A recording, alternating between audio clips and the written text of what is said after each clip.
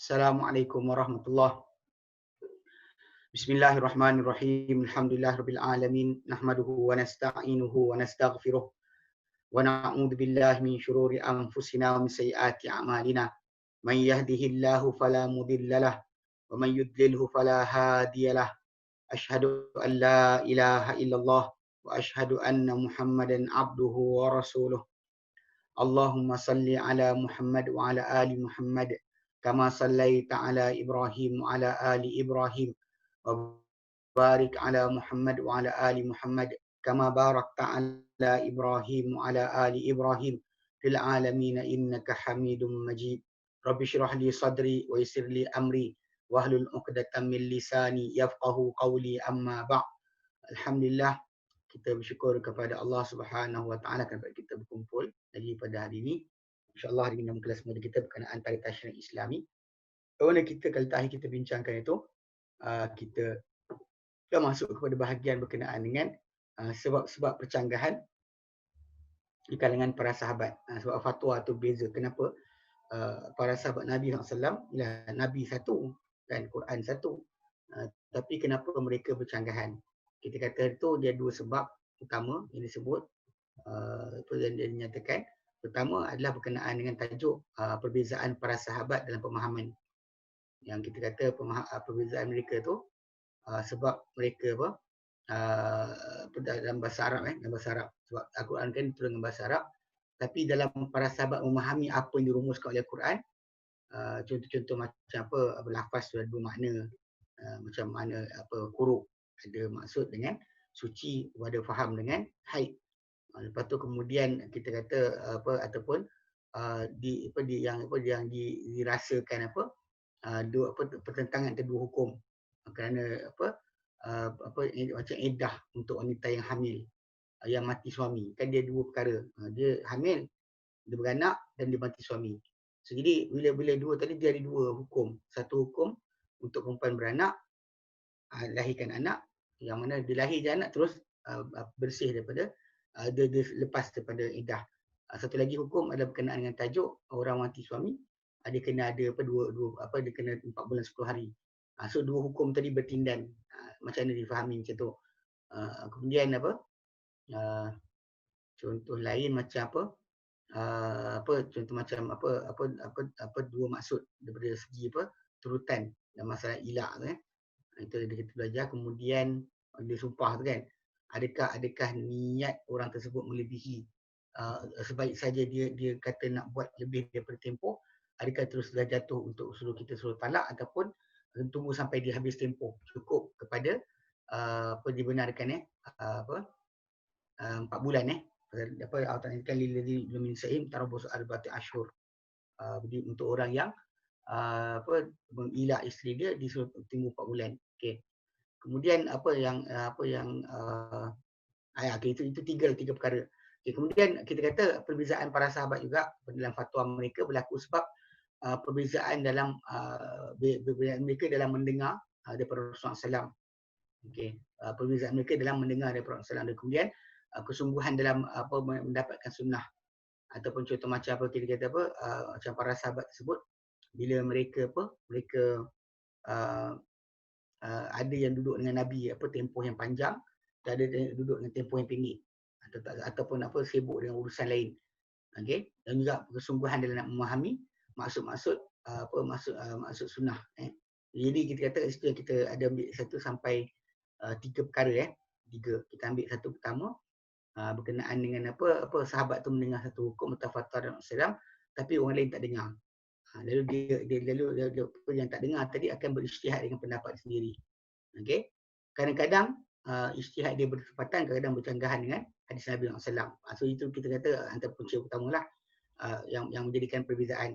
Kemudian yang kedua adalah kerana sampai pada sahabat tu hukum atau hadis, akan tetapi dalam diri dia rasa sangsi tentang kisah yang berlaku tu. Ataupun seorang sahabat tu melihat perbuatan Rasulullah SAW, separuh kata ia adalah ibadat, separuh lagi kata ia adalah kebiasaan, bertepatan. So itu yang kita kata sampai situ kita ambil itu.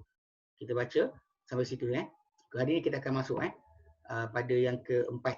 Ya, Saya share buku yang kita okey. Okey, kejap. Okey, mana pula bahasa ni?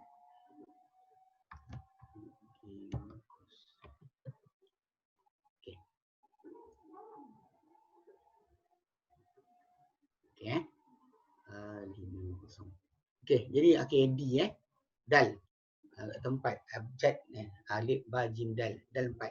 Okey, jadi apa perbezaan para sahabat dalam masalah mendengar sunnah ni dan dalam masalah mereka bercari sunnah ataupun mereka berusaha untuk memahami sunnah tu. Okey, baik. Jadi kita kata yang keempat. Okey. Yang keempat bahawa berijtihad salah seorang di kalangan para sahabat ketika mana dia tak jumpai nas. Kemudian zahir bahawa nas berkenaan bercanggahan apa dia yang dilihat oleh dia, apa dia berpendapat dengannya, bercanggahan dengan dengan nas yang datang. Contoh bahawa Imam Muslim keluarkan bahawa Ibnu Umar, sebenarnya bukan Ibnu Umar, Ibnu Amr. Kisah yang berlaku ni Abdullah bin Amr bin As. Abdullah Ibnu Amr Ibnu As, bukannya Ibnu Umar. Bukan Ibnu Umar Kalau siapa ada buku tu betulkan, kalau ada terjemahan salah betulkan. Sebab yang kisah ni berlaku dalam hadis-hadis yang sahih, semuanya berlaku adalah teguran Aisyah radhiyallahu anha terhadap Ibnu Amr.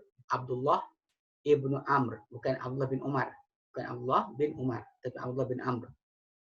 Anak Amr bin As. Bukan anak Umar bin Khattab. Kalau disebut Abdullah bin Umar bin Khattab, anak Umar Abdullah bin Umar bin Khattab. Tapi kalau kita sebut Abdullah bin Amr, dia Amr bin As punya anak. Okey. Jadi bahawa dikeluarkan oleh Muslim bahawa Ibnu Amr atau Abdullah bin Amr dahulunya memerintahkan wanita apabila mereka mandi untuk mereka merungkaikan akan ikatan rambut mereka. Rambut mereka kalau bersanggul ke, ada tocang ke sebagainya, disuruh mereka untuk supaya rungkaikan. Maka fasami didengar ia oleh Aisyah anha tentang perkara berkenaan. Lalu Aisyah anha berkata, ajaibnya untuk Ibnu Amr, aku dahulu mandi, aku dan Rasulullah SAW daripada bekas yang sama dan tidak aku lebih ke atas untuk aku tuangkan kepada kepalaku 3 tuangan. Mana dia cedok 3 cedokan, diratakan air pada kepala dia dalam keadaan masih lagi berikat. Sanggul tak terbuka, tocang tak terterungkai. Dia basuh macam tu. Dan ini untuk mandi junub, bukan mandi haid. Kalau mandi haid, memang ada persebutan Nabi SAW suruh buka ikatan rambut. Sebab haid ni akan berlaku sebulan sekali. Sedangkan kalau junub boleh berlaku berkali-kali. Sebab tu kenapa untuk tak menyusahkan golongan wanita, maka tidak disuruh mereka menanggalkan atau merungkaikan akan sanggul atau ikatan rambut mereka. Bahkan cuma disuruh ambil cedok air dan ratakan pada kepala sebanyak 3 cedokan. 3 kali cedok dan ratakan. Setelah rasa kepala dah betul basah, barulah dia siram air pada seluruh badan.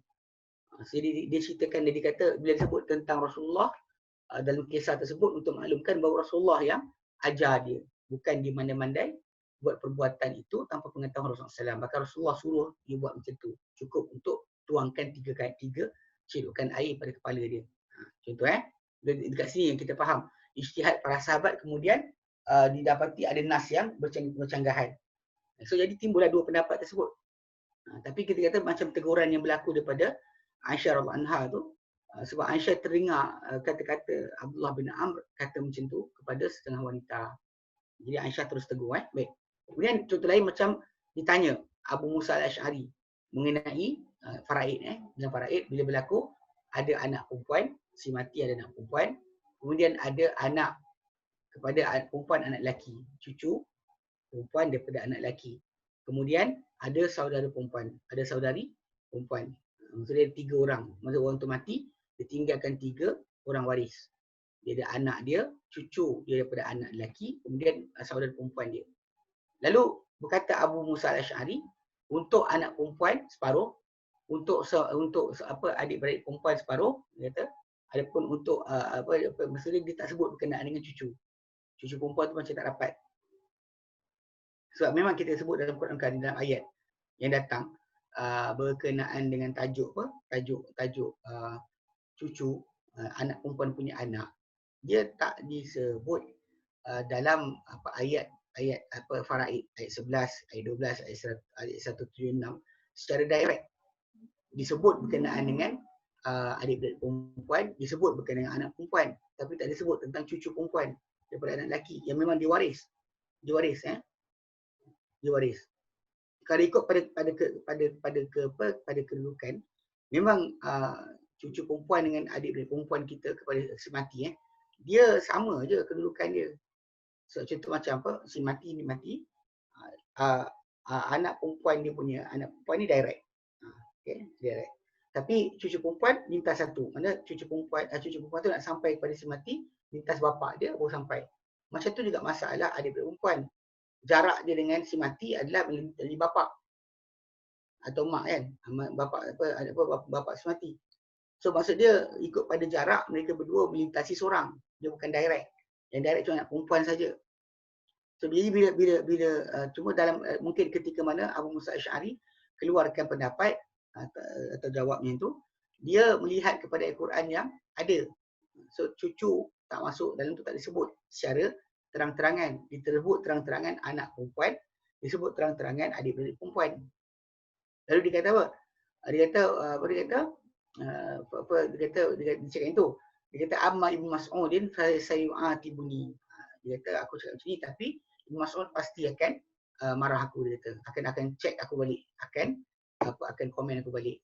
Maka fasuila Ibnu Mas'udin, lalu ditanya Ibnu Mas'ud radhiyallahu anhu, wa akhbara bi qauli Abu Musa, dan diberitahu kepada Ibnu Mas'ud tentang kata-kata Abu Musa. Lalu berkata Ibnu Mas'ud, dia kata laqad dalaltu idzan wa ma ana minal muhtadin. Kalau macam tu aku termasuk, aku, dia tak kata orang, dia kata aku. Kalau macam tu, kalau itu yang dikata Abu Musa Asy'ari, aku termasuk orang yang sesat dan aku bukan di golongan yang mendapat petunjuk. Okey, lepas tu dia kata, diterangkan. Dia kata aqdi fiha bima qada Rasulullah SAW. Aku akan putuskan padanya dengan apa yang diputuskan Rasulullah SAW. Untuk libnati untuk anak perempuan tu anis separuh, wali ibnatil ibn sudus, dan untuk anak perempuan punya anak cucu perempuan dan anak lelaki tu 1/6, takmilatas sulusain, mencukupkan 2/3. Pasal untuk wanita yang dapat harta dalam keluarga, kalau dia ramai mana sekalipun, dia 2/3 paling tinggi. Wa ma baqiya falil ukht, dan apa yang masih tinggal maka dapat pada saudari perempuan, di mana dia dapat berdasarkan kepada makan asabah, apa yang lebih. Memang adik-beradik perempuan kita, bila dia bersendirian, dia tak ada lelaki lain dalam family, dan ada macam tu keadaan, maka dia akan makan apa lebih. Adik perempuan kita akan makan apa yang lebih. Dan telah patah balik Abu Musa Al-Asy'ari kepada fatwa Ibnu Mas'ud. Dan dia kata kepada apa diberitahu tentangnya, la tas'alu madama hadzal habru fikum. Yang kalian tanya aku selama mana pendeta ni ada di tengah-tengah kamu. Orang alim kitab ni, itu Ibnu Mas'ud ada, jangan tanya aku, kata Abu Musa Asy'ari. Dan hadis ini diriwayatkan oleh oleh jamaah kecuali Muslim dan Nasa'i. Maksudnya Bukhari, Tirmizi, Abu Daud dan juga Ibnu Majah. Tapi tak disebutkan oleh Muslim dan juga Nasa'i. Okey, so jadi kat sini nampak maksudnya ijtihad mereka berijtihad kan, dia tak tahu nas, kemudian dah dapatin nas tadi berlawanan dengan atau bertentangan dengan apa yang diijtihadkan oleh mereka. Okey. Ketiga kelima, bahawa ijtihad sebab percanggahan berlaku. Bahawa ijtihad sebahagian mereka dalam memadankan di antara Quran dan Sunnah. Dalam memadankan di antara Quran dan Sunnah kerana makna yang pengertian yang muktabar. Pengertian yang nak dilihat kuat seperti musyarakah fil miras. Musyarakah fil miras. Perkongsian dalam perkongsian dalam pewarisan. Musyarakah ni bila berlaku dikongsikan adik-beradik kepada si mati, tak kira yang seibu atau seibu sebapa, sama banyak. Kalau tidak adik-beradik kita yang lelaki yang perempuan, dia akan makan ikut kadar macam lelaki makan asabah, akan makan asabah. Dan kemudian kalau perempuan ada lelaki dapat 2, perempuan dapat 1, macam anak kita lah. Lidzakari mislu hadzal unsayain, untuk yang lelaki 2 bahagian berbanding daripada wanita. Okey.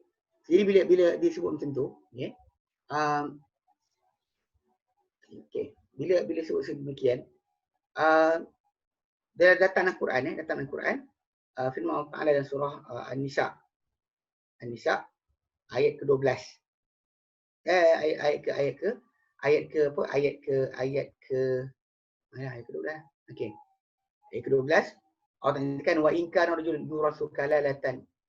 Dan jika seorang lelaki lelaki itu mewariskan secara kalalah. Imra'atun ataupun wanita dia mewariskan kalalah. Maksud kalalah tadi dia tepi dia ada, atas tak ada, bawah tak ada. Maksud dia kalalah ni maksud dia ambil daripada kataan iklim. Yang bermaksud mahkota. Dan mahkota yang berada di atas kepala dia akan lekat dari tepi. Dia tak ada atas, tak ada, tak lekat. Tak dekat dari atas, dia kena terbuka. So bila dibayangkan macam tu, maksud dia orang tu mati tak ada usul waris, tak ada cabang waris. Mana mak bapak tak ada atau bapak tak ada, anak tak ada, cabang waris tak ada. So mewarisi dia adik-beradik dia. Itu berkala lah. Atau wanita, lelaki ke wanita tak ada masalah, sama je.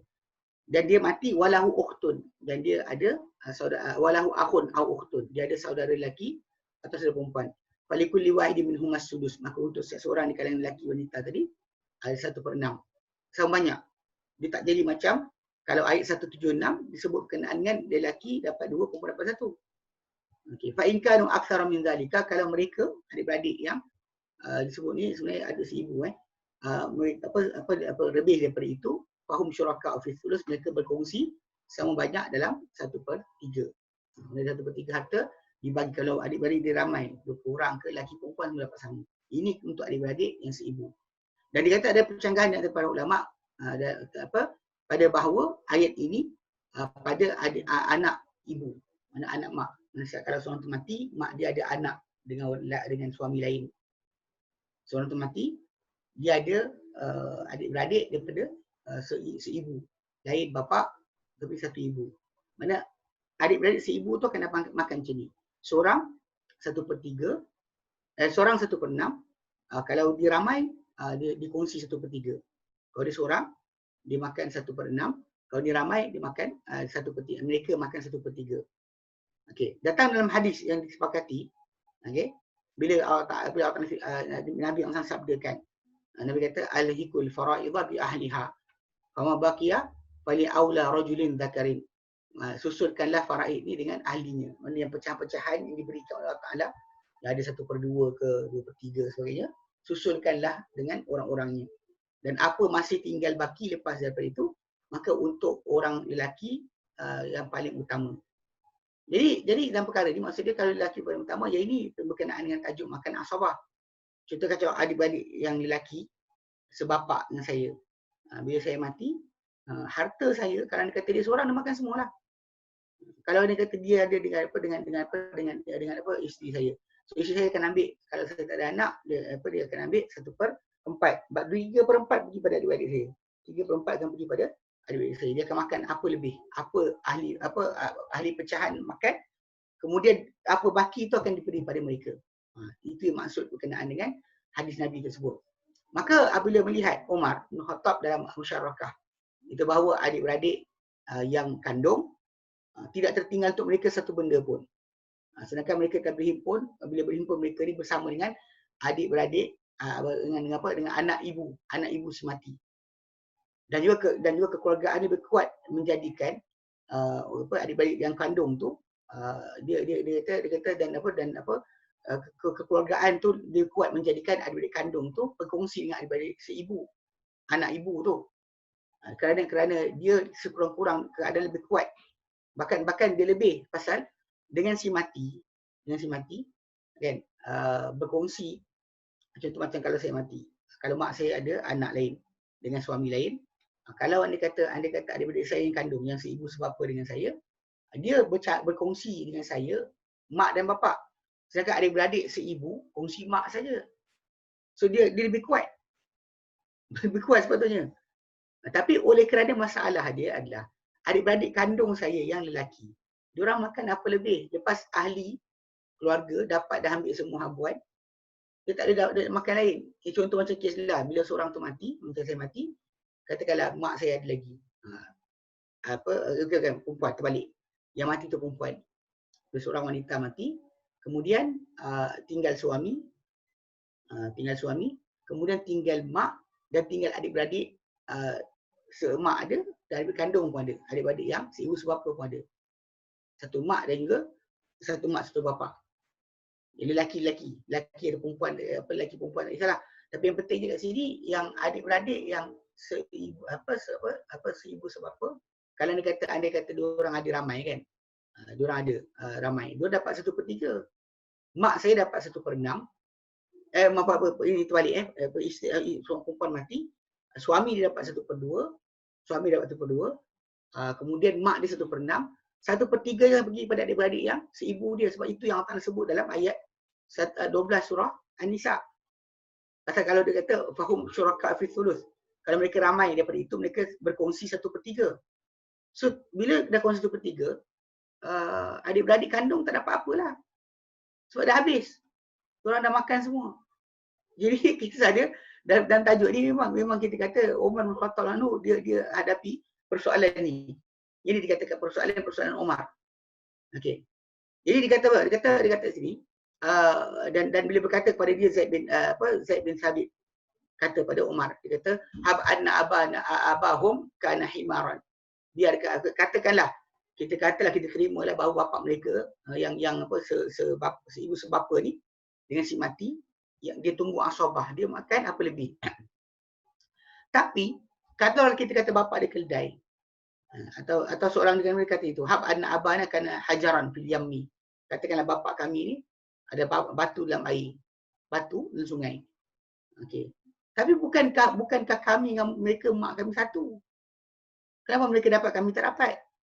Dan mereka dapat kami tak dapat sebab memang dalam Quran Karim Allah Ta'ala sebut macam tu dan semua orang faham ayat 12 surah An-Nisa. Maksud itu adalah untuk anak-anak ibu, mana anak-anak adik-beradik seibu dengan si mati. Adik-beradik seibu sebab apa tak dapat macam tu, dia makan dengan apa lebih. Lelaki itu utamanya. Jadi ketika kedudukan macam tu dah terkabut. Maka Umar bin Khattab bila dikata sedemikian, Umar melihat bahawa untuk mengkongsikan di antara mereka dalam 1/3. Dan dia adalah adil. Dia adalah keadilan. Dia bagi antara mereka dengan sama banyak. Tak kira lelaki perempuan. Kalau macam tu ada, dan kalau ada keadaan macam tu timbul, memang akan dikongsikan lelaki perempuan sama banyak. Dinamakan fardu ni dengan musyarakah atau mustarakah atau himariyah atau hajariyah atau yammiyah. Yammiyah. Ini kita kata yang berlaku. Okey. Maksud dia sampai sini faham maksud dia berlaku khilaf tu sebab para sahabat Nabi sallam berijtihad dalam nak menyamakan di antara memadankan di antara Quran dengan sunnah. Sebab Quran datang, sunnah datang. Sunnah Nabi kata untuk adik-beradik yang lelaki ni apa lebih lepas fardu. Kemudian dalam konteks Quran datang untuk yang adik-beradik seibu dapat pecahan. Yang fardu lah. Sedangkan adik-beradik yang kandung dapat lepas fardu pun dapat. So kat sini Umar dia nak padankan dia tak dapat. Jadi last sekali bila dikatakan oleh Zaid bin Thabit atau dalam riwayat lain, dua orang yang cakap sini pada Umar, katakanlah bapa kami keldai atau bapa kami ni batu dalam sungai. Bukankah mak kami satu? Kenapa mereka dapat kami tak dapat? Mereka dapat kami tak dapat. Cuma dalam kisah sebenarnya kisah ni berulang.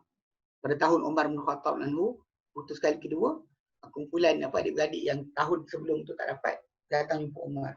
Umar kata dia kata akan maqad itu apa yang kami putuskan dahulu dan ini apa yang kami putuskan sekarang. Ini maksud dia kalau kita faham kat situ, ijtihad yang terbaru tak membatalkan ijtihad yang terdahulu. Ini masalah kalau dalam perundangan sivil kelang kabut. Undang-undang sivil kelang kabut. Macam lepas daripada hakim mahkamah memutuskan kes anak yang bawah umur tak boleh dipaksa untuk masuk agama, bahkan dia tak boleh dijadikan Islam. Jadi kes yang Indira Gandhi yang perempuan tu. Itu kisah tu yang masalah. Kalau sekarang ni berlaku apa saja yang terbaru daripada kes mahkamah, hakim yang baru kena ikut hakim yang dulu. Ikut keputusan hakim berkenaan. Dia tak boleh tukar penghakiman. Ini masalah lah. Dekat sini masalah. Dekat sini kalau nak kata nak kena pakai kuasa veto apa sultan ke agung ke raja ke boleh pakai. Jika tidak, mahkamah tadi akan putuskan sedemikian. So hakim terbaru akan ikut keputusan hakim yang lama. Dalam Islam tak. Dalam Islam bila berlaku ijtihad kali kedua, kalau anda kata dilihat dengan pendapat terbaru, maka yang terbaru tak batalkan yang dahulu. Mana tidak ada pembatalan hukum terdahulu. Bahkan hakim yang baru atau pengadilan yang baru, dia independen daripada kes yang sebelumnya. Sedangkan dalam hukum common law, undang-undang sivil yang kita ambil daripada Inggeris, apa hakim dekat England dah putuskan, hakim tanah Melayu kena ikut.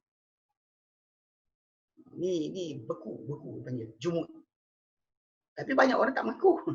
Saya gelak juga kadang-kadang orang yang belajar law kan. Dia tak nampak benda kebodohan kat situ. Mana statik, macam mana boleh statik?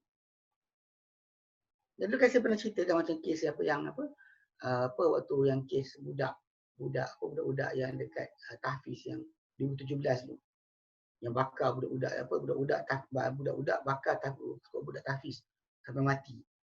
Dalam asrama tu kan. Yang dalam asrama tu.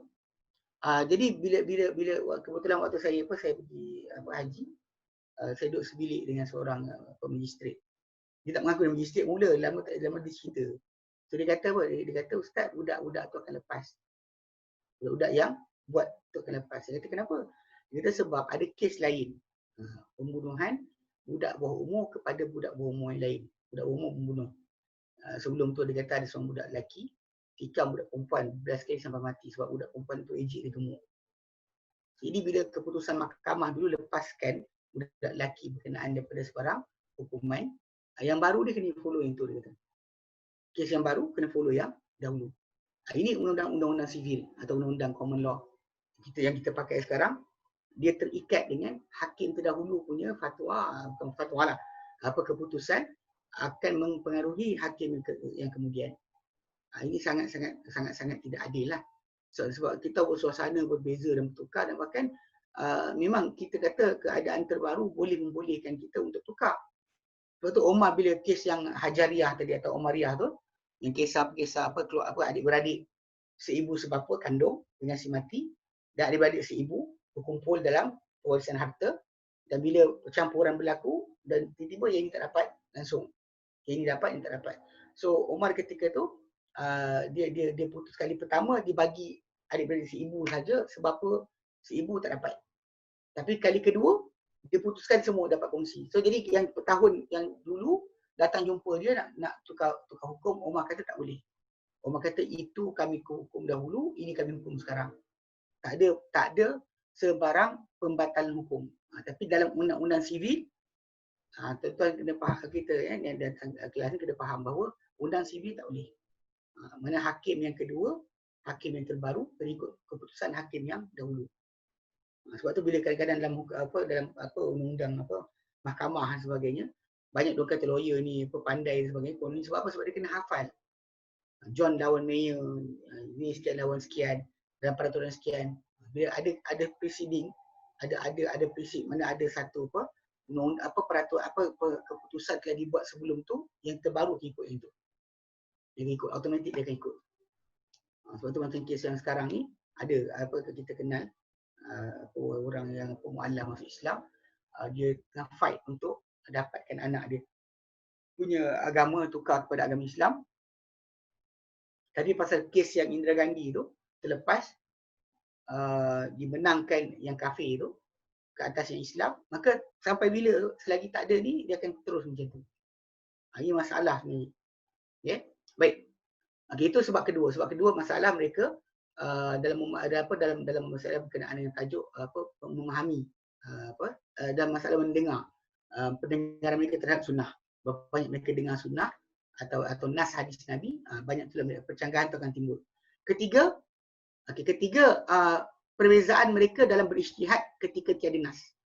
Tadi mereka berijtihad bila nas tak sampai, tapi kat sini yang bila tak ada nas langsung. Nas tak ada. Tak ada nas daripada Nabi SAW, tapi mereka berijtihad.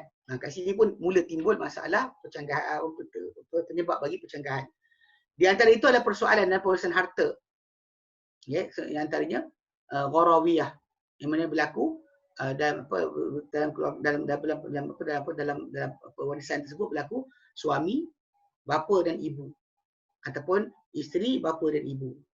Maksud dia macam ni, dia apa warawiyah ni maksud ni bila mana apa bapa dengan mak dia mewarisi harta si mati tanpa ada waris yang lain yang boleh mengubah pecahan mereka. Dalam tajuk ni sebab dalam surah Al-Baqarah dalam surah An-Nisa ayat ke-11 ayat ke-12 ayat ke-11 Allah nyatakan berkenaan dengan tajuk mak bapak ni. Dan mak ni dia tajuk bapak sama je, bapak tak ada masalah sangat. Yang masalah adalah mak. Sebab mak ni dia sebut dalam tentang tajuk mak, kalau si mati tak ada adik-beradik, mak akan dapat 1/3. Kalau si mati tak ada adik-beradik lebih daripada 2. Mana ada 1 saja kan. Dia mak tu akan dapat 1/3. Tapi kalau adik-beradik dia 2 ke atas, maka mak tu akan dapat 1/6. Walaupun adik-beradik tu tak mewarisi harta bila bapak sekat. Dalam kes bila kita sebut si mati tu mati, ada suami tinggal, bapa mak, ada adik-beradik dia ramai, tapi yang penting bila bapa ada, adik-beradik tersekat, tak masuk. So mak kalau ada cabang waris ataupun ada adik-beradik lebih 2 orang, dia akan dapat 1/3, 1/6. Tapi kalau tak ada cabang waris, tak ada anak atau cucu yang jadi waris bagi si mati, dan tidak ada juga adik-beradik lebih daripada 2, mak patut dapat 1/3. Okay. 1/3 tu maksud dia apa? 1/3 tu maksud apa? So jadi bila berlaku terbentuk suami, mak, bapa dan juga ibu, mak ataupun yang warisan harta tu berlaku isteri. Mana si mati tu lelaki mati, tinggal isteri, mak dan juga bapa. Maka untuk bentuk macam ni ada dua gambaran. Yang beralih bertukar. Yang dikata digelar dua keadaan tadi sebagai warawiyatain. Kerana apa? Kerana kemasyhuran dia seperti bintang al-aghar. Okey, dengan apa dan gharimatain. Kerana kedua-dua pasangan ni pasangan suami isteri tu seperti orang yang tergadai tergadai ataupun digelar juga Umariyatain kerana Amir bin Umar bin Khattab adalah yang mula-mula sekali putuskan pada kedua-dua hukum tersebut. Mana orang tu mati, tinggalkan suami, tinggalkan bapa dan mak, ataupun dia mati tinggalkan isteri, kemudian tinggalkan bapa dan mak. Okey. Jadi dia kata yang memutuskan ada pun dia putuskan jadi Umar putuskan pada ibu tu dengan 1/3 baki. Okey. Dan juga ke 1/3 baki. Dia tak bukan 1/3 keseluruhan harta. Maksud di sini kalau dalam kes pertama si mati tu mati, separuh dapat kat suami. Mak dengan bapa separuh tu akan bagi 1/3. Bagi 3, bapa 2/2, mak dapat 1. Nanti kata dia bapa 1/3, mak 1/6 lah. Suami dapat separuh, bapa 1/3, mak 1/6. Ataupun kalau sekiranya yang mati tu lelaki tinggal isteri. Isteri dapat 1/4, bapa dapat setengah, mak dapat 1/4. Pasal mak dapat 1/3 baki. 1/3 baki selepas isteri atau suami ambil harta. Okey. Dia kata dari Imam Baihaqi daripada Allah bin Mas'ud radhiyallahu anhu, kata dahulunya Umar bin Khattab apabila menyusuri dengan kami satu jalan, dia dapati ia mudah. Dia kata kami dapati ia adalah mudah. Kalau Umar menyusuri dengan kami satu jalan, bawakan jalan untuk kami, dia adalah mudah. Dan juga datang pada dia seorang wanita dengan 2 ibu bapa. Lalu dijadikan untuk wanita tu 1/4, untuk si ibu tu 1/3 baki. Maksud dia 1/3 baki, bila perempuan tu ambil 1/4, tinggal 3/4. Bila 3/4, bapa dapat 2/4, maksudnya setengah lah. Mak dapat 1/4 lah. Dia daripada 3/4 tu, 3/4 kan buat macam ni. Bagi 2, 4 kan. So, jadi yang suku ni dah diambil oleh isteri. Tinggal 3 suku lagi. So bapa ambil 2, 1, 2. Apa tu mak tinggal 1. Mak tinggal 1/4. Dia bagi gitu. Umar buat macam tu keputusan. Dan dia kata Allah Taala telah fardukan untuk ibu tanpa dengan tidak cabang waris dan dapat dan tak ada berbilangnya adik-beradik. Macam Allah firmankan dalam Al-Quran dalam surah An-Nisa ayat yang ke-11. 11. Allah menyatakan a'udzubillahi minasyaitonir rajim. Fa illam yakun lahu walad. Kalau seorang yang mati itu tak ada anak. Wa warithahu abawahu, dan mewarisi dia dua ibu bapanya. Mak dia, bapak dia warisi harta dia. Fali ummihi sulus. Untuk mak dia sepertiga. Fa in kana lahu ikhwatun, kalau dia adik-beradik ramai, tiga kat atas, lebih daripada dua, maka fali ummihi sulus, untuk mak 1/6. Tapi difahami kat situ sepertiga tu sepertiga baki. Dia bersama bapak, bapak dua, dia satu. Kalau dia kata ada waris lain, macam tadi suami atau isteri, orang yang mati tu mati tinggalkan isteri. Maka isteri tersebut dapat 1/4, sepertiga baki tu hak mak. Bukan sepertiga keseluruhan harta. Bukannya harta tu bagi apa sepertiga mak ambil, baki tu tak ada. Bukan macam tu. Okey. Dan tidak menerangkan ayat berkenaan hukum apabila terdapati bersama mak bapak tu salah satu suami isteri dan tak datang daripada Rasulullah SAW satu pun daripada itu, dan tidak diceritakan ini pada zaman Abu Bakar. Lalu boleh berlaku pada zaman Umar, Umar berijtihad dalam masalah tersebut dan nas tak ada. Jadi melihat kalau diberikan pada bentuk pertama, untuk suami itu separuh, untuk mak sepertiga, bapak 1/6. Kan? Jadi ini bertentangan dengan firman Allah Taala, lidzakari mislu hadzil unsayain, untuk lelaki seumpama habuan dua perempuan. Nah, kalau diberikan bentuk kedua, untuk isteri itu 1/4, untuk mak 1/3, bapak dapat baki, dan ini tak lebih dengan apa 1/12. Okay? 1/12 lah, bapak dapat 1/12 je, kecil. Jadi ini tak menjelaskan, menerangkan juga atau merealisasikan pengertian untuk lelaki seumpama habuan dua perempuan. Kan?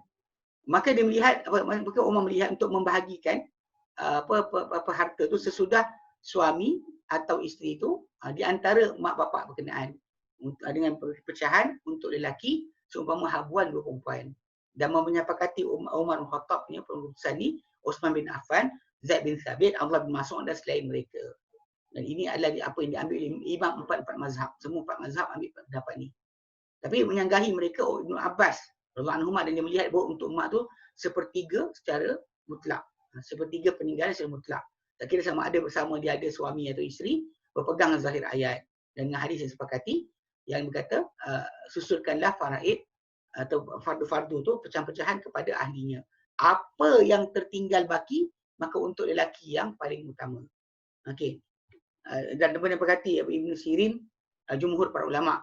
Ada begitu apabila dua ibu bapa bersama suami sehingga tidak mengambil bapa tadi pada keadaan ini kurang daripada ibu. Okey. Dan dapat dan menyepakati Ibn Abbas, sekiranya bersama dua ibu bapa tu seisteri, maka untuk bapa pada keadaan ini dia akan ambil lebih daripada mak. Itu kadang pendapat-pendapat itu datang. Kadang-kadang kena ingat je riwayat yang datang daripada sahabat, kadang-kala riwayat tersebut ada yang sahih, ada yang tak sahih, ada kuat, ada tak kuat. Sebab tu kalau kita tengok kat sini, kadang memang diriwayatkan Ibn Mas'ud, Ibn Abbas, pendapat kadang menyanggahi jumhur para sahabat, tapi kena cek baliklah. Apatah ada riwayat dia yang datang ketika untuk mak lain pula. Kalau bapak akan dapat sikit sangat. Kalau isteri dapat 1/4, mak 1/3, bapak kurang dia tu. Jadi keadaan ni tadi bagi dia ada perubahan lain. Okey. Dan dia kata sebenarnya tidak ada pada yang pendapat pada yang Umar bin Khattab dan siapa mereka bertentangan nas sebenarnya. Tapi dia menafsirkanlah pasal dalam ketika tajuk tafsiran tu, wa warithahu abawahu pada ayat ke-11 tu, dan mewarisi si mati tu dua ibu bapanya, untuk mak dia sepertiga. Betul lah tu, bila bapak dengan mak dia bergabung, mak dia masih sepertiga daripada apa, sepertiga maknanya bapak dua, mak satu. Kerana yang kendaki adalah warisan dua ibu bapa tu khusus. Okay. Ataupun bahawa untuk dia sepertiga apa mereka berwarisi, tak kira sama ada daripada semua harta atau sebahagiannya. Itu jelas baik. Okey, kemudian dia kata pemastian akan riwayat. Ini kita kata bila kita ada disebutkan, bila kita ada timbul percanggahan sebagainya, perlu dipastikan kesahihan riwayat daripada para sahabat. Jadi kata menunjukkan asal-asal yang datang daripada sahabat, bahawa mereka dahulu mengisyaratkan mereka mengisyaratkan dengan kekurangan riwayat daripada Rasulullah SAW bimbangkan, takut dalam berbohong atau penipuan ke atas Rasulullah SAW atau tersalah. Kalau asar yang datang, kita berarti memang para sahabat dahulu apabila beri isyarat, kurangkan riwayat daripada Rasulullah SAW.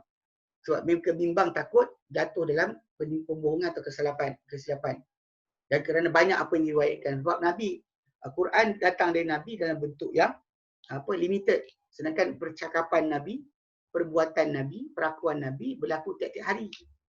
Quran datang dalam 23 tahun tu, 6236 ayat turun tu, maksud dia turun ayat-ayat berkenaan berdasar peristiwa. Sedangkan percakapan Nabi pada waktu bukan ada Al-Quran turun, banyak. Lagi banyak. Berapa dalam sehari seorang manusia bercakap berapa perkataan? Saya pun tak ingat. Ada orang buat kajian. Ustaz lagi banyak kot. Lagi banyak kelas, lagi banyak bercakap. Lagi banyak kelas, lagi banyak bercakap. Nah, kalau dia kata ikut pada seharian. Jadi, Nabi bercakap banyak. Bila jumpa sahabat, Nabi tegur ni, tegur tu sebagainya. So, benda tersebut tak dapat nak dirangkumkan semua sekali.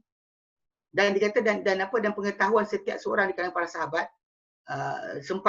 sempat setiap orang dengan sahabat ni, apa yang tak disempat oleh orang lain pun ada juga. Ini membawa pada mereka ni kepada apa?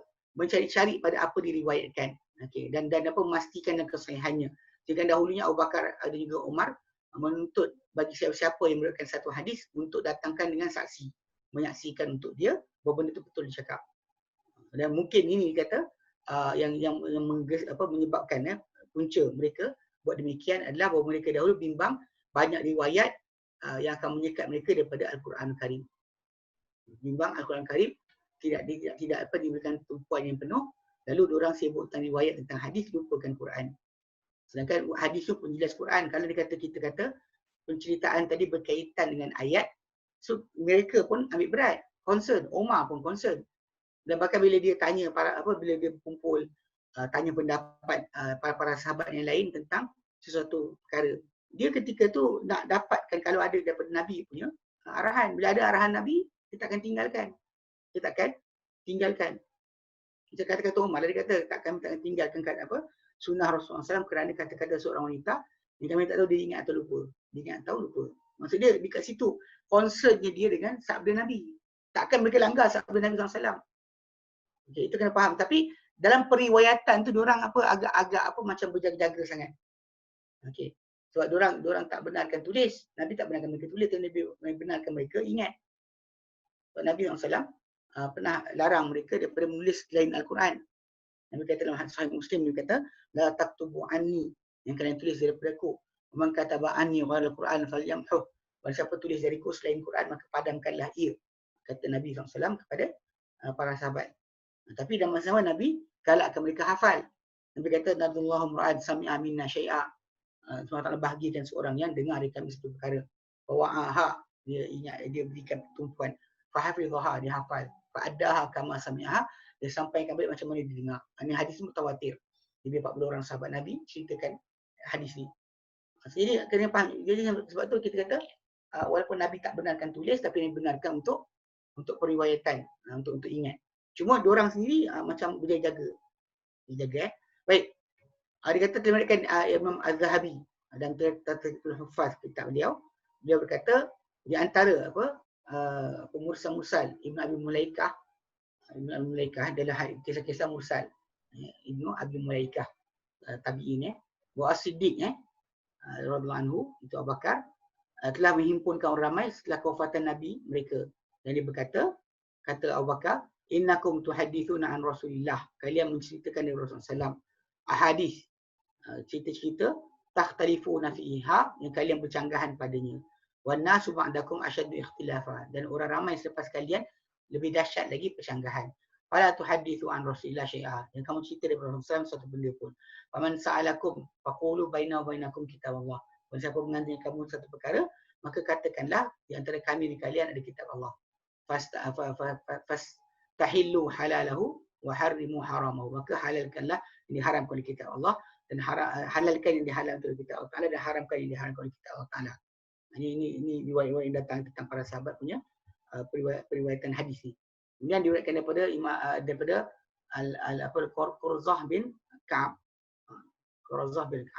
Dia kata Kharajna nuridu Iraq. Kami keluar untuk dapat pergi ke Iraq. Famasya ma'ana Umar. Telah keluar berjalan bersama kami Umar. Ilal Hara ke Hara. Tuma qala. Kemudian berkata Umar. Atadruna lima masyaitu ma'akum. Kalian tahu tak kenapa aku jalan bersama kalian? Mana Umar hantar orang pergi ke Iraq. Kemudian dia jalan bersama mereka sampai keluar daripada Madinah. Qalu na'am. Dia kata ya. Nahnu ashabu Rasulillah. Masyaita ma'ana. Kami teman-teman Rasulullah dia ikut jalan bersama kami. Faqala maka berkata Umar, innakum ta'tuna ahla qaryatin lahum dawiyun bil Qur'ani ka dawiyun nahli. So, kalian akan datangi satu perkampungan yang mereka ni ada dengung dengan Quran ni sebagai dengungnya lebah, asyik baca Quran. Fala tasudduhum bil hadis fatushghiluhum. Maka jangan kalian sekat mereka dengan hadis-hadis, lalu kalian akan sibukkan mereka. Jawidul Quran, elokkan Quran, wa aqilu riwayatan Rasulillah. Kurangkanlah periwayatan daripada Rasulullah SAW. Imdu wa ana syarikukum. Awana syarikukum. Pergilah dan aku teman kalian. Falamma qadima Qarazatu, bila sampai Qarazatu, qalu hadisna. Dia kata, ceritalah pada kami hadis. Faqala berkata Qarazah, dia kata nahana Umar telah larang kami. Diriwayatkan oleh Ad-Darimi dan Sunan beliau. Kemudian yang ketiga ada dalil asar menunjukkan bahawa para sahabat dahulu macam kurang. Dekat sini punca untuk jadi ijtihad lagi dah. Bila kurang periwayatan, banyaklah ijtihad. Okey, dan dia kata dan diketahui daripada Ibnu Mas'ud bahawa dia dahulu mengurangkan riwayat dan diriwayatkan daripada Abu Muhammad Asy-Syaibani. Beliau berkata, kuntu ajlisu ila Ibnu Mas'udin haulan. Aku dahulu duduk berdekatan dengan Ibnu Mas'ud selama setahun. La yaqulu, dia tak berkata qala Rasulullah SAW. Dia tak kata qala Rasulullah SAW. Fa idza qala Rasulullah SAW, dia kata bila dia kata saja, dia kata saja telah bersabda Rasulullah SAW, akhadhatur ra'datu. Mengambil dia akan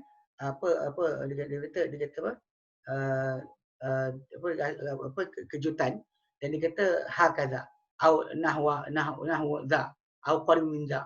Maksud dia macam orang sekarang kata bila baca hadis Nabi dia kata au kama qal. Dia tidak terus kata macam Nabi kata direct. Dia kata lebih kurang macam nilah. Lebih kurang macam ni. Ataupun sedemikian atau hampir macam ni kata dia. Okey. Kemudian riwayat lain datang, periwayatan para sahabat tentang hadis ni, terlihat Imam Zahabi dan Tazkiratul Huffaz, macam daripada Abu Daud dan juga Tirmizi. Beliau berkata, telah meriwayatkan Ibnu Syihab Az-Zuhri daripada Qabisah bin Du'aib, bahawa nenek dia datang kepada Abu Bakar, okey, mencari akan pewarisan, nak dapatkan warisan harta.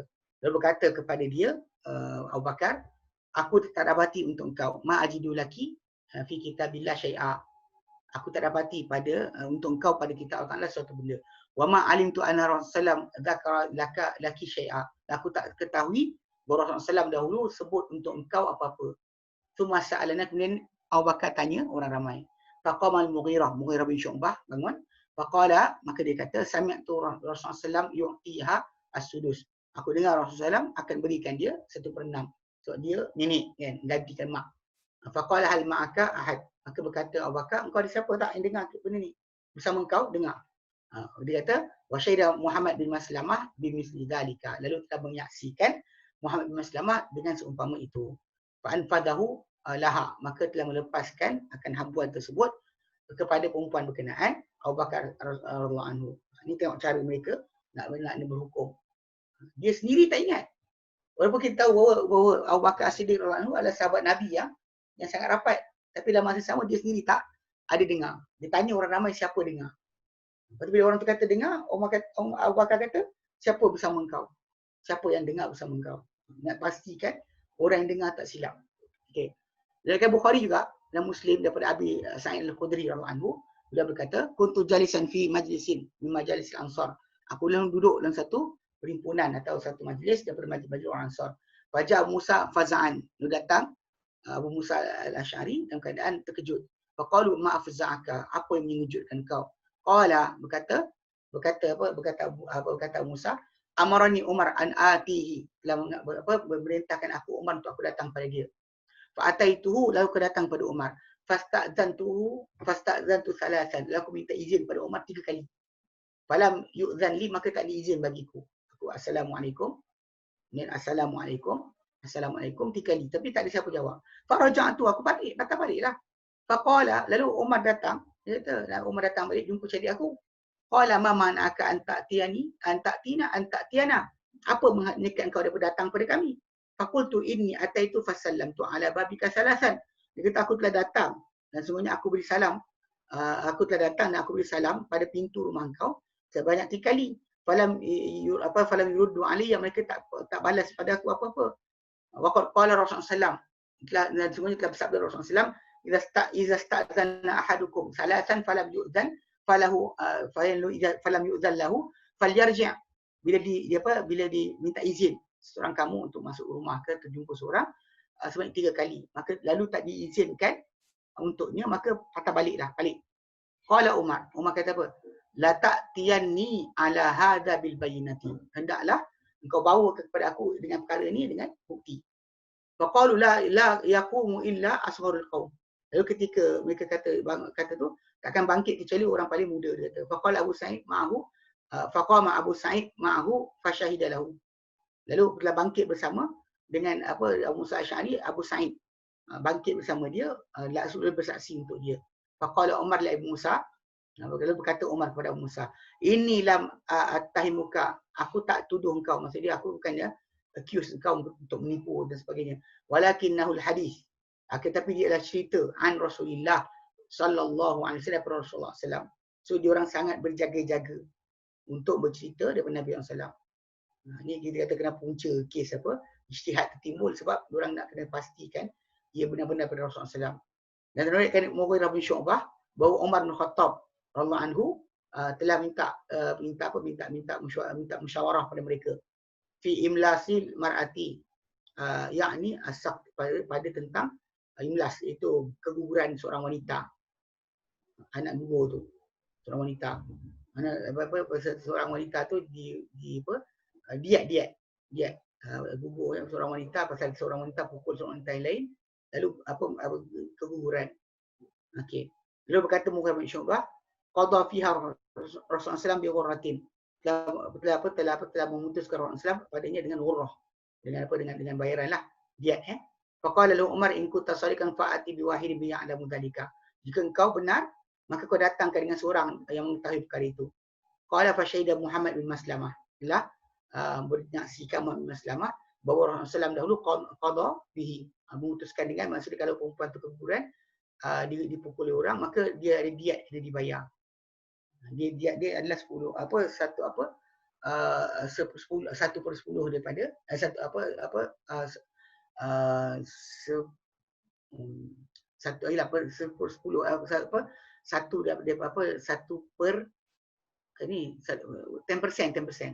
daripada diet seorang wanita. Wanita punya 50, maka 5 lah, 5 unta. Telah diputuskan dengannya Rasul putuskan. Maksud dia Umar bila Mughirah jawab, Umar tanya siapa saksi kau, siapa bersama kau. Muhammad bin Maslamah kata Rasulullah putuskan sedemikian, Umar terima. Ini dua kali Ahmad, Abu Daud dan juga Nasa'i. Okey.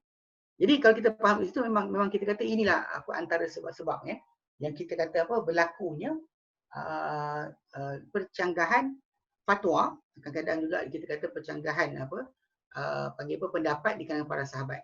Pasal kita tahu ada 4 perkara ni. Kita kata mereka ni pertama dalam masalah kefahaman tentang Al-Quran. Apa yang Quran datangkan rumusan, macam mana mereka faham. Yang kedua adalah tentang masalah kadar perbezaan mereka dalam mendengar sunnah. Bila dengar sunnah, apa kadar perbezaan mereka. Kemudian yang ketiga berkenaan dengan tajuk ijtihad mereka ketika tak ada nas. Bila nas tak ada, macam mana ijtihad mereka, luas macam mana mereka berijtihad.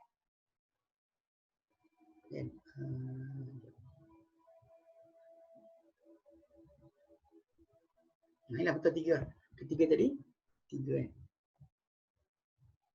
keluasan mereka dalam ijtihad mereka, dengan ijtihad daripada mereka berijtihad bila tak ada nas. Bila tak ada nas, macam mana mereka berijtihad. So itu mempengaruhi juga. Okey. Masa kadang-kadang dari para sahabat tak nak ijtihad langsung. Dia tak nak, dia kata tak tahu. Dia tu kata tak tahu je.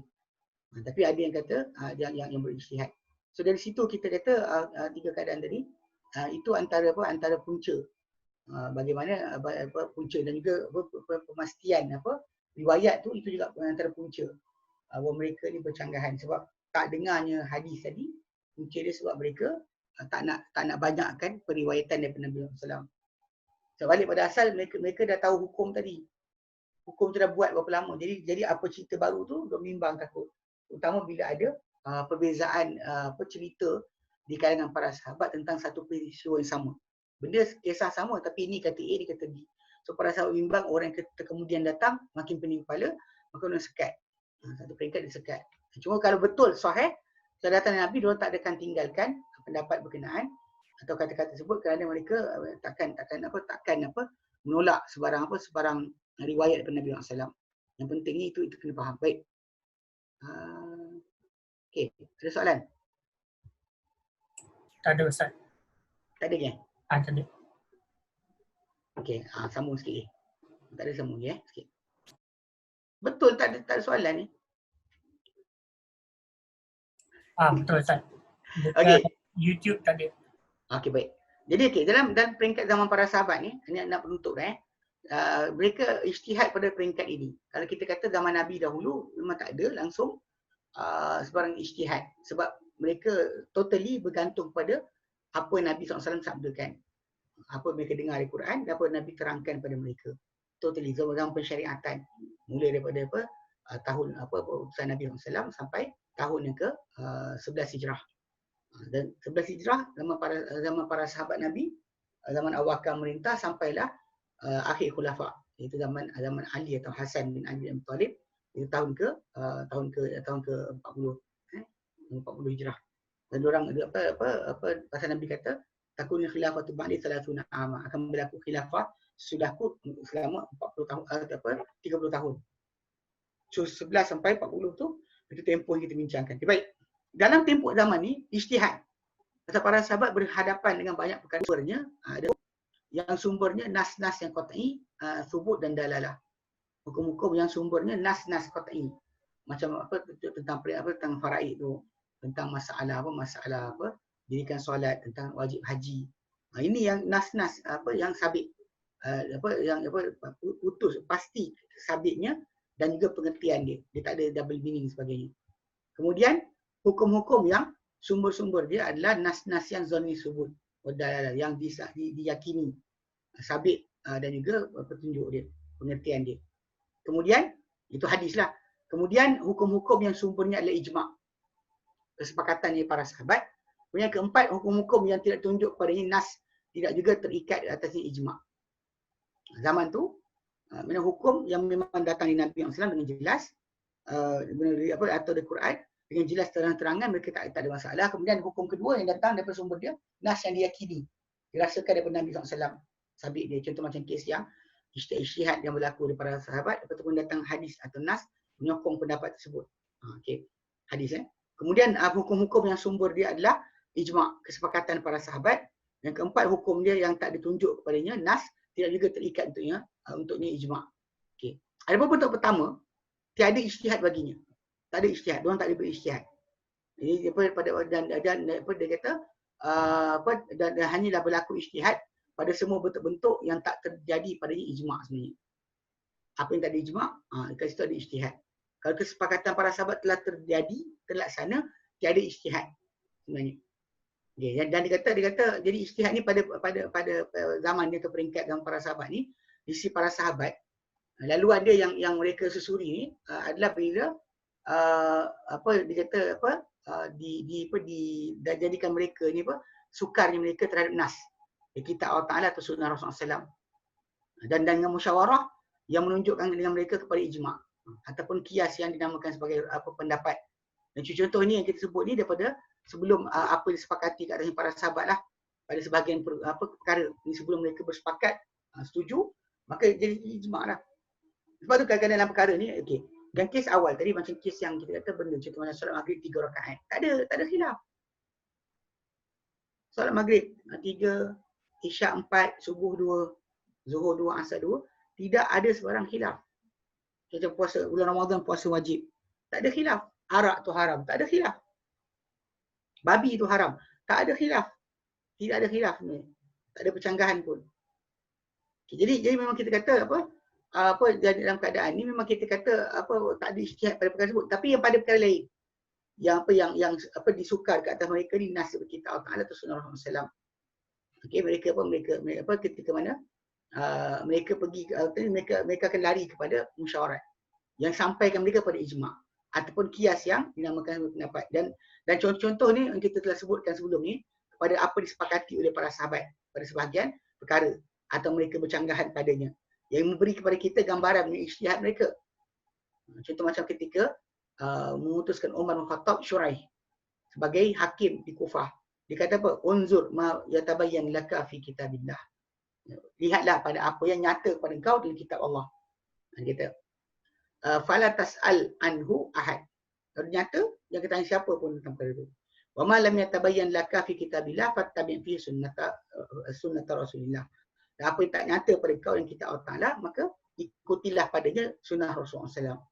Wa ma lam yatabayyan laka fi sunnah, dan apa yang tak nyata pada kau sunnah, fajtahid fihi ra'yak. Maka ijtihad dalamnya pendapat kau. Okey. Dan dalamnya para sahabat Nabi SAW, para sahabat Nabi mempunyai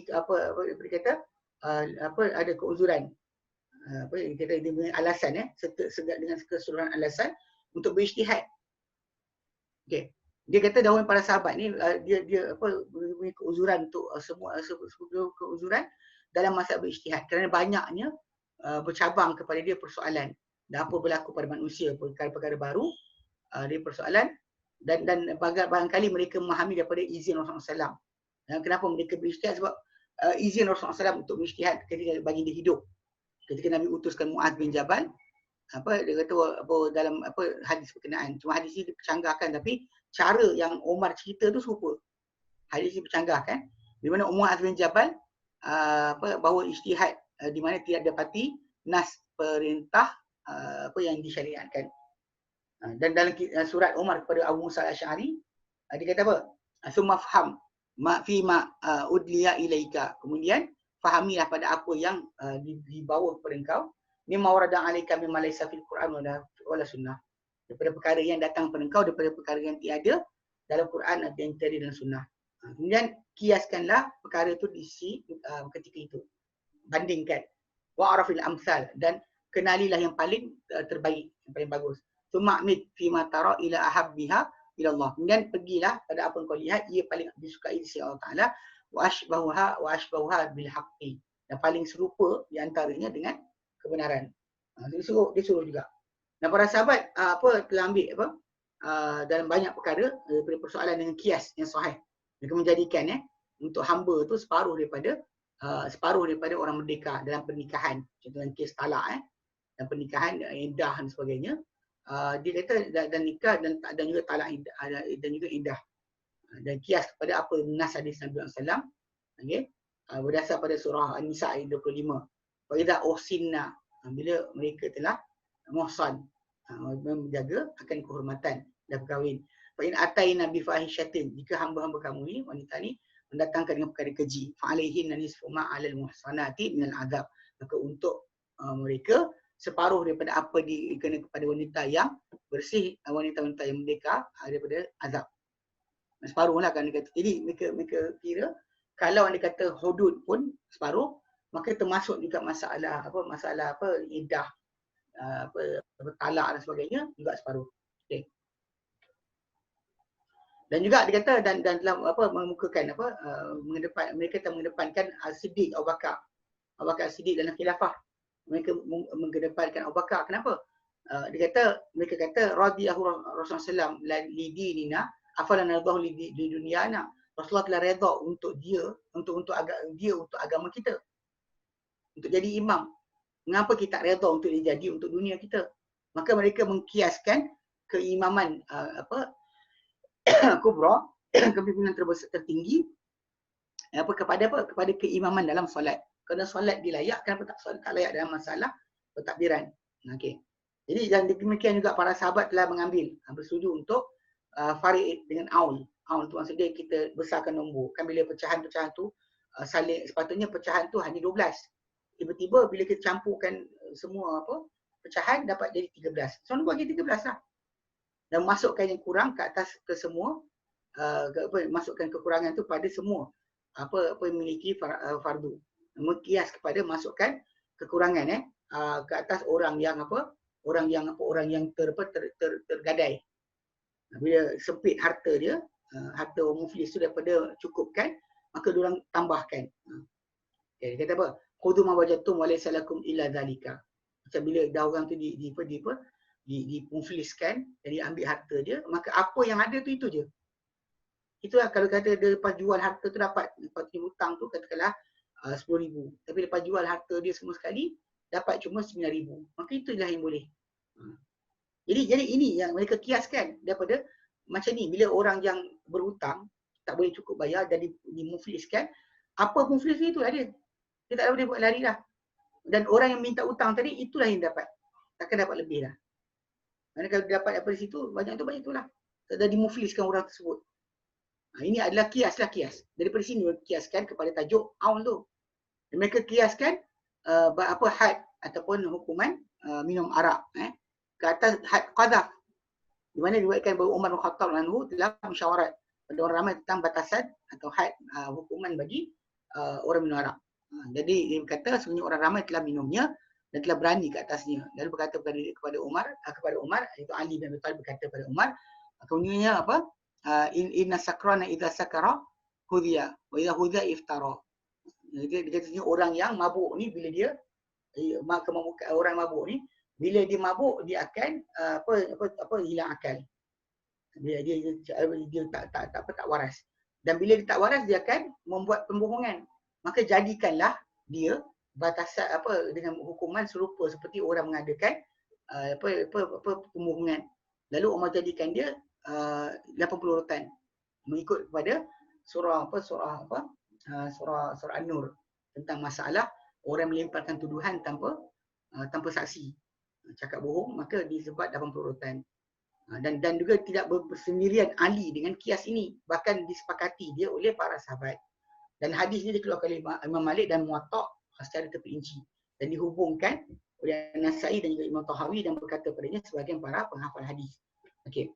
Jadi bila para sahabat Nabi sallallahu bila mereka berijtihad ni, kita fahamlah punca ijtihad tersebut jadi sebab itu.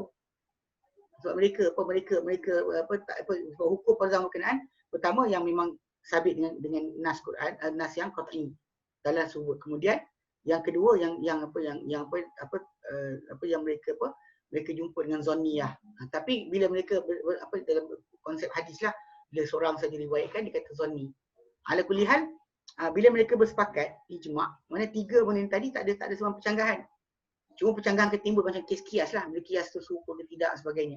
So diorang gunakan pada zaman berkenaan pengkiasan hukum untuk mengetahui hukum yang sepatutnya mereka buat. Okey. Di antara persoalan-persoalan ijtihad para sahabat dengan pendapat ketika tidak ada nas. Pertama, riwayat Imam Ahmad, Abu Daud dan Ibnu Majah dan Nasai bahawa Umar bin Khattab anhu ditanya mengenai tadi tentang diat wanita itu yang tak diketahui. Yang dia tak ketahui telah keputusan Rasulullah SAW padanya. Lalu beliau berkata udzakirullah imra'an sami'a min Nabi sallam fil jani syai'a. Aku nak ingatkan, aku diingatkan. Udzakir aku ingatkan Allah Taala tentang seorang yang mendengar dari Nabi SAW tentang janin. Kalau gugur janin itu apa hukum dia?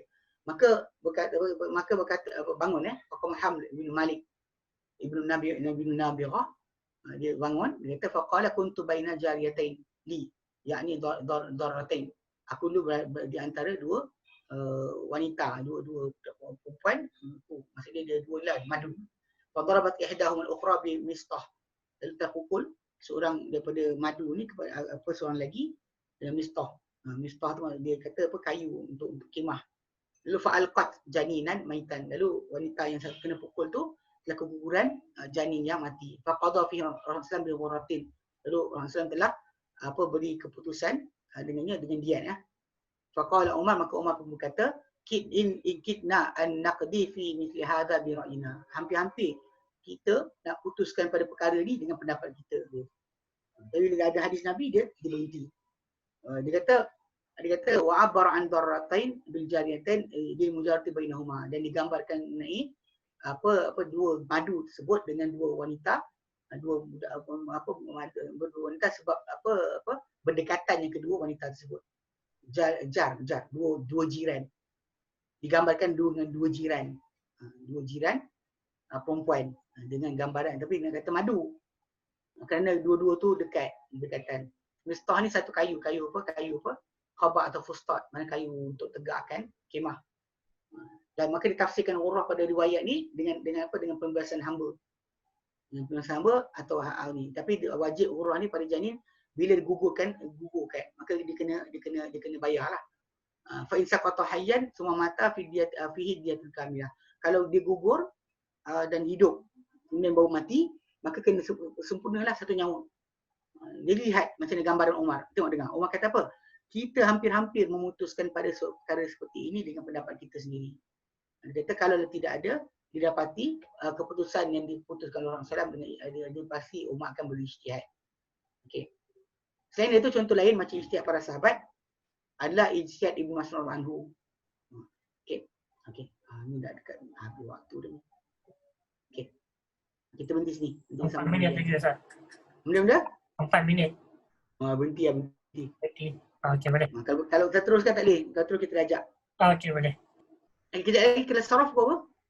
Kelas saraf pukul 11.30. 11.30. Okey baik. Jadi kita berhenti sini. InsyaAllah kita sambung kemudian. So hari ni kita ambil lah tadi kan berkenaan dengan penyempurnaan tajuk punca pencanggahan para sahabat, dan kita dapat lihat bahawa benda tu balik kepada ijtihad mereka, dan ijtihad mereka pun ada limitation juga. Diorang bukan berijtihad sesuka hati.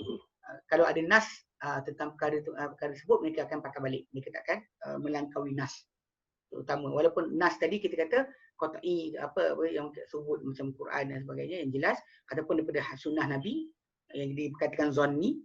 Kemudian kalau mereka dah cukup ni, mereka akan ijma'. Kalau tak ada kesepakatan, baru mereka akan kiaskan dengan apa-apa benda yang lain. Okay, baik. Wallahu a'lam. Kita berhenti sini. Wa sallallahu ala sayyidina Muhammad wa sallam alhamdulillahirabbil alamin. Assalamualaikum warahmatullahi wabarakatuh.